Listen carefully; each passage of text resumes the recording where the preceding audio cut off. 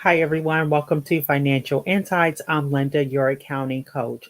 So, for the month of August, we're going to discuss accounting terms every business owner should know.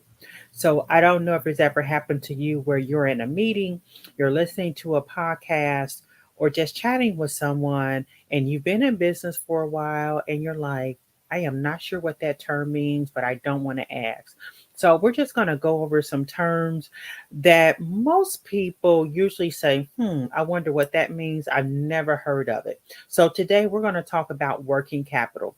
So if you have applied for a loan or gone through the loan process, you may have heard of working capital. That's a common term, particularly if you're a new business. Well, not even a new business, but you're starting off, or you've been in business for maybe like five, a couple years, five or so, and you go apply for a loan, and you say, you know what, I need a loan to actually, renovate a building that I want to lease out. And so, a lot of lenders will actually educate you on actually asking for a little bit more in the loan so you can have some working capital for unexpected expenses. So, definition of working capital. Working capital is basically the cash available to meet business needs. That's all it is. It's just cash that is available. Now, you may ask yourself, well, how do you calculate working capital? Well, what you have to do, you actually have to, I'm going to do my hands, do a spreadsheet. And what you're going to do, you're going to plot out for each month cash coming in. Now, in accounting, we call that inflows. So that's cash coming in, that's the inflows. Then at the bottom of the spreadsheet, you're going to actually list out cash going out. So that's the outflows. The difference between the two is the available cash. So you have the cash coming in minus the cash going out. That's your available cash. I know it seems pretty simple, but it really is. It's that simple. Now, of course, we're going to talk at the end about just getting accounting help just to make sure you're taking everything to an account. So that's how you actually get working capital.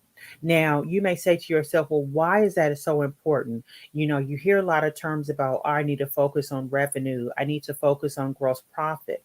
But remember, cash is king. Cash keeps his door open. Working capital is important because it allows you to have extra cash for unexpected expenses.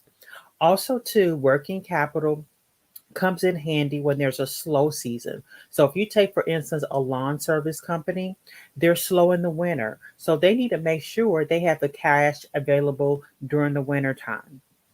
Also very important because working capital allows you to be proactive, and that's what you want to be proactive. So if something happens, you know how much cash you have on hand, you know where that money's being spent and where it's being earned from. So I recommend this week you actually, for the month of August, you actually plot out for the month of August what is going to come in per week and then what's going to go out. So basically, what are you expecting to come in cash wise? And then what are you actually going to be what's going to be going out, whether that's payroll, bills, legal fees, whatever the case may be, plot that out. Then take the difference between the two and see where you are. This will help you identify some gaps. So that's why it's so important to understand what working capital is. So do that for your homework this month or this week so you can actually monitor that. So you can monitor that balance. So hopefully this information is helpful. Make sure you tune in for the rest of the month regarding other accounting terms that you should know as a business owner. I'll see you next time. Bye bye.